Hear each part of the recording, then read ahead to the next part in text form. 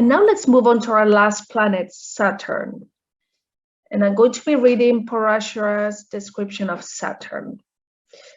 Okay, so thin and long-bodied is Saturn and yellow-eyed, Vata-natured, large-toothed, indolent, lame, and having coarse hair, all twice born.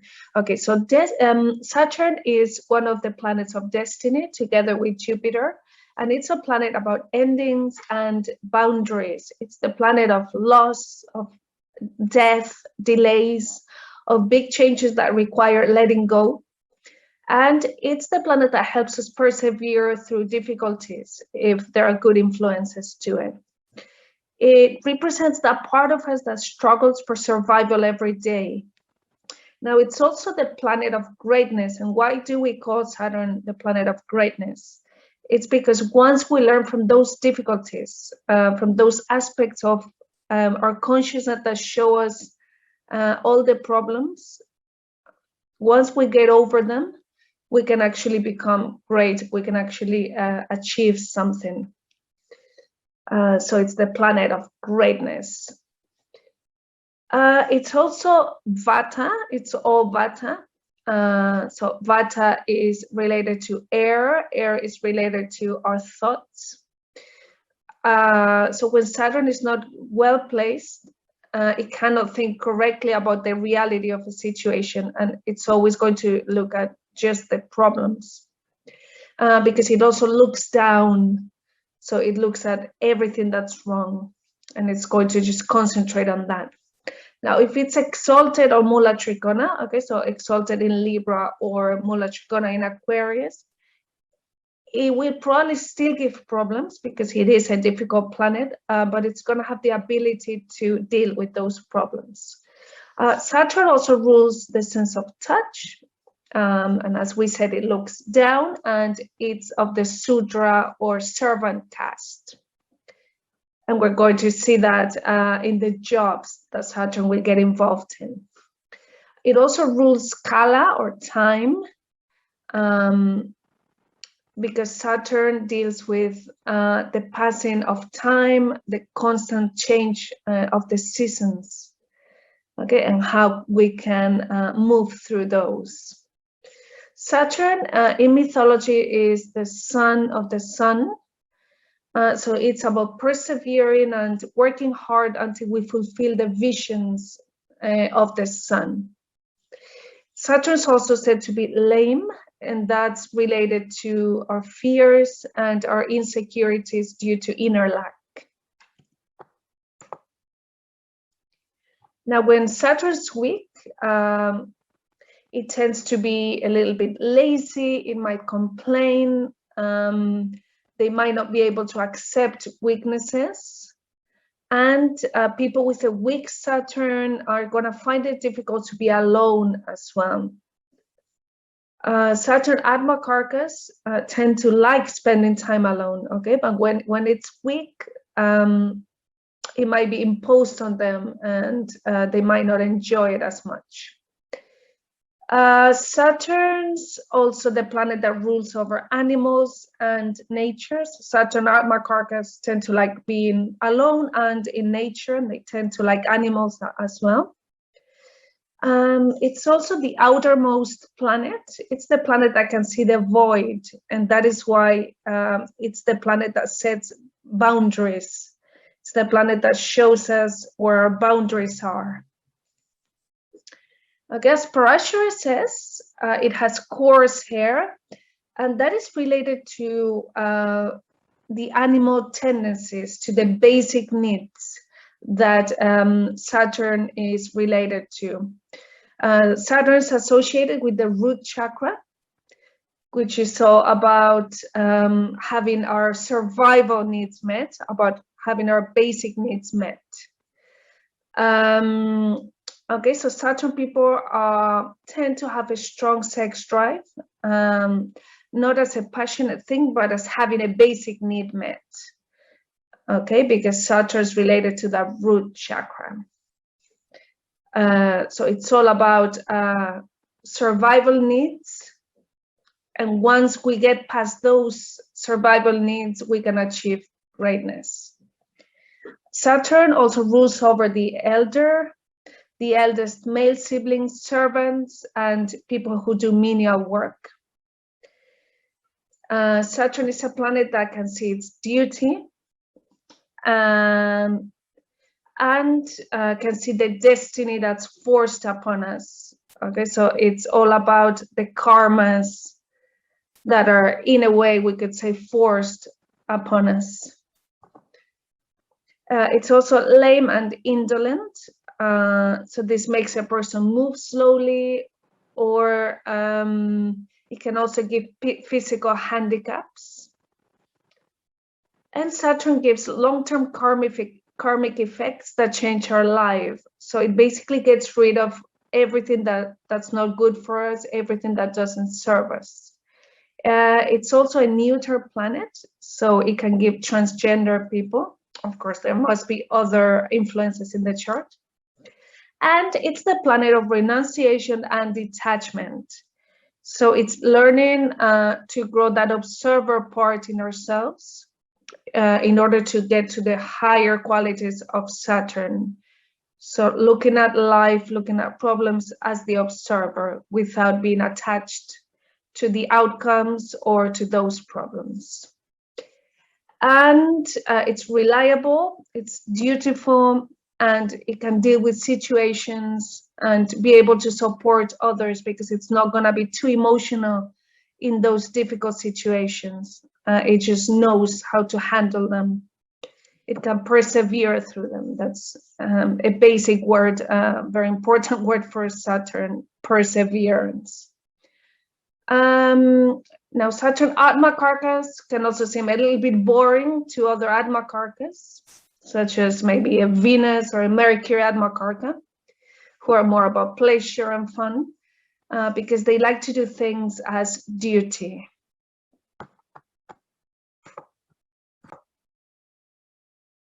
Saturn does not look for pleasure or addictive tendencies. It's a dry planet, okay? It's all about duty.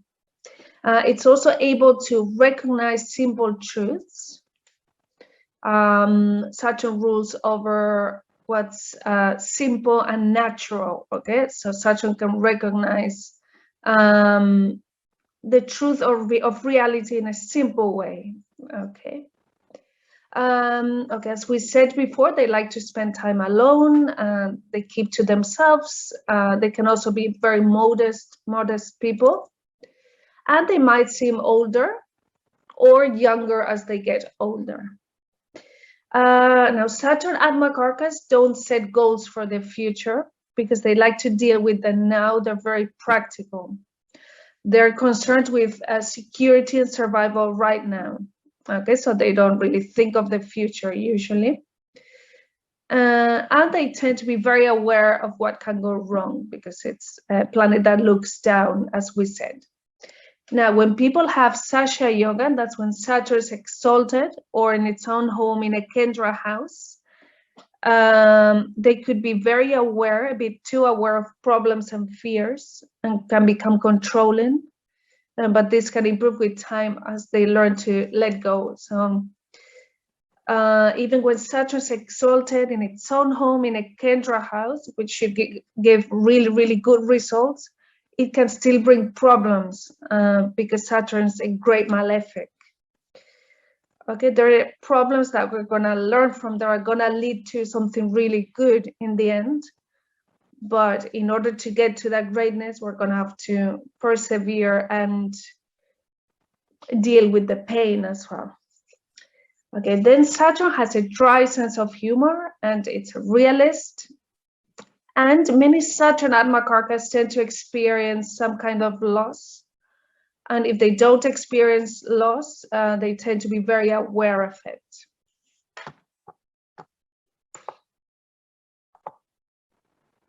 Now let's talk about the appearance that Saturn can give.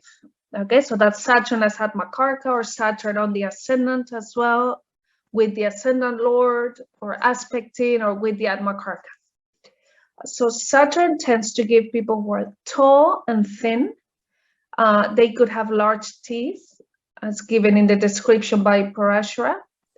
and they tend to have a bent over posture. They're thin, but they're strong, and they might have rough hands or nails that are unadorned. Okay, Saturn's all about simplicity.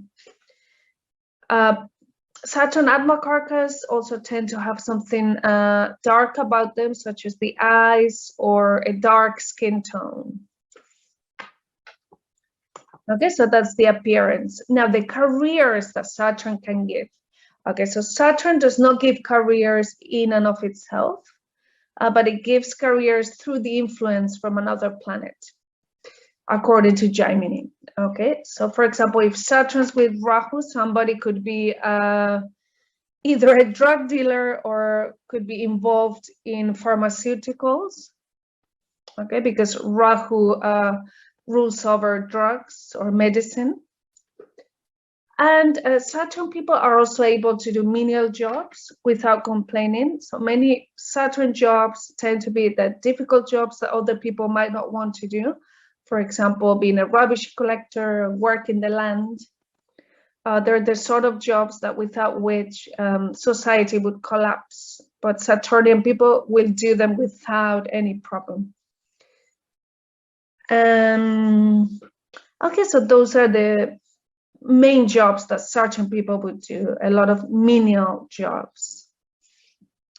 And remember that when Saturn is the Atmakaraka or with the Atmakaraka, and it's 10th from the Atmakaraka, or it's 10th from the Atmakaraka in the D1 or the D9, it can show a person of accomplished deeds, somebody who's able to persevere.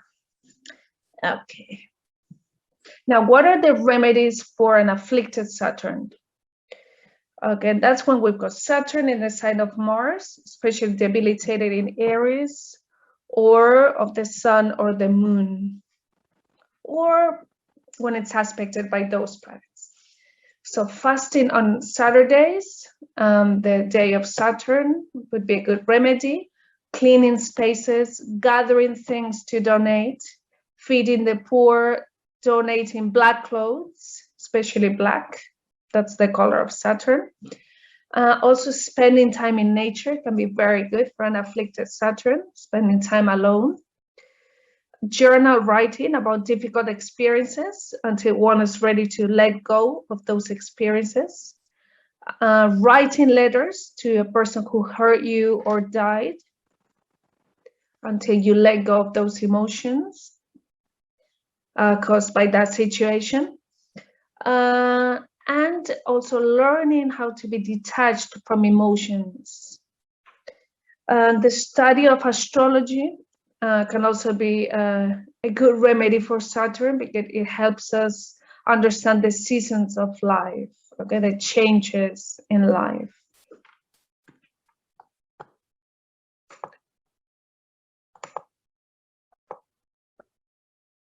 And now we're going to talk about Capricorn and Aquarius Svamsa, the signs that Saturn rules over. So remember that the Svamsa is the Atmakaraka in the Navamsha or D9. Okay, and what does Jaimini have to say about Capricorn? He says, aquatic animals, things moving in the air, demons, villages, kapha, itches, tumor, joints. Okay, so this refers to all the emotions, all the thoughts, the demons or the difficulties, even tumor joints, even physical difficulties that we're going to have to go through. Okay, so first, a Capricorn is going to have to deal with all those traumas, all those emotions, in order to then have gains or have a status in society. Okay, so Capricorn is the most faded sign, and Capricorn Svamsas might try to resist those lessons that the sign brings. So it's their job to surrender, to learn to surrender. They're going to be forced to realize that they're not the doer, that they're just the observer of those difficult situations. So Capricorn Svamsas tend to think they're responsible for what happens in life. And this can result in difficult physical illnesses, which tend to be fated. it's a sign that's about taking care of things at a root level. As we said, Saturn's about the root chakra, the first chakra. So Capricorn has to survive first, deal with those emotions, deal with material survival as well, in order to then reap the gains. Now it's also connected to Shiva. So it's about seeing how our thoughts can create our misery, and about learning how to destroy those thoughts, learning how to become egoless, or learn how to deal with the ego in a healthy way. It's also a sign of karma yoga, okay, so of service to others. It's a sign about burning up the karmas, about learning to say, okay, I've gone through this, I'm done with this karma. And it's also related to pearls. Once you look inwards for mental peace, once you deal with those aquatic animals, with those things moving in the air, with those demons, itches, then you're going to gain rewards in the end. Okay, so it's a sign that deals with all the difficulties of Saturn. Yeah, and it's a sign that has to learn to surrender and persevere through difficulties. So it's about learning to accept that everything is created by our karmas, and it's about learning not to go against reality. As Ryan says in A Course in Tranquility, have happiness for no reason in order for life to have no reason to take happiness away from you. Okay, so that's a very good lesson for a Capricorn Svamsa. So learning to surrender to the difficulties of life in order to then gain rewards. And then we've got Aquarius Svamsa. Jaimini says, maker of ponds and tanks, things related to shores in Aquarius. Okay, so as Aquarius is a sign about psychological growth, about accepting that we are part of a group, but at the same time, we are unique individuals. And an Aquarius Svamsa might be a little bit different from others, okay, because Aquarius is also a sign of innovation. So it could give people who are not conventional in a way. And an Aquarius Svamsa might struggle with being different. So it's a sign about learning to be unique, but at the same time being part of a group. Then tanks are related to providing for basic needs of others. So Aquarius Svamsas could be involved in humanitarian activities. And since it's about a psychological growth, it's about facing all our traumas. So those traumas could be to do with sex as well. So an Aquarius Svamsa is going to learn to accept those differences, even sexually or psychologically. Aquarius is the last state of development before the 12th sign of liberation, before Pisces. So it's going to learn to be psychologically healthy in order to grow and in order to be able to help society.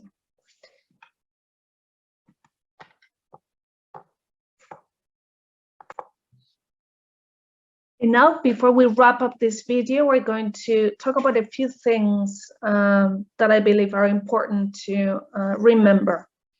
So, for example, many planets in the Rashi chart could have similar significations as a particular Navamsha in a sign.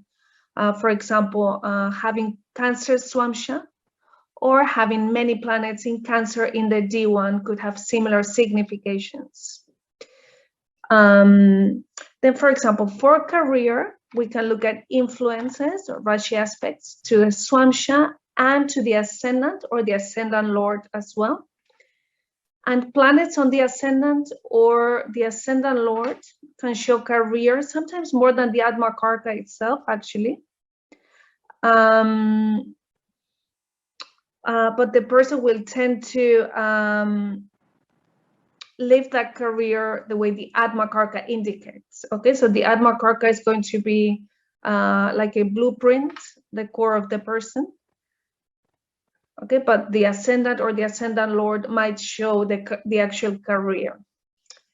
Now, also, it's important to remember that in Jaimini, planet combinations, okay, so the Lajitaria Vashtas that Parashara talks about, can give career descriptions, okay? So as we said, the moon and Venus can be poet, whereas for Parashara, Venus would be starved by the moon, but Jaimini doesn't look at Lajitaria Vashtas, okay?